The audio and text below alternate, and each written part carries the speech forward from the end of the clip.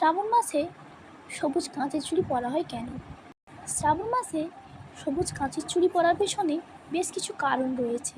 সবুজ রঙকে শুভ এবং পবিত্র বলে মনে করা হয়, যা শ্রাবণ মাসে ভগবান শিবের সঙ্গে সম্পর্কিত।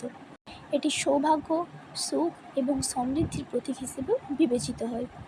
এছাড়াও শ্রাবণ মাসে প্রকৃতির রং সবুজ।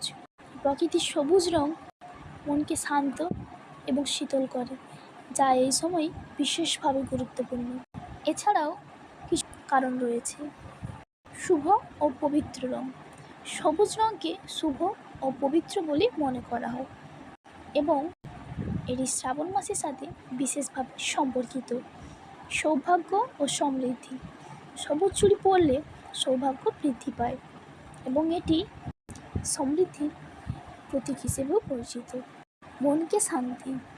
শ্রাবণ মাসে সবুজ রঙের কারণে মনকে শান্ত, শীতল বোধ হয়, যা এই সময় বিশেষভাবে গুরুত্বপূর্ণ। ধর্মীয় বিশ্বাস।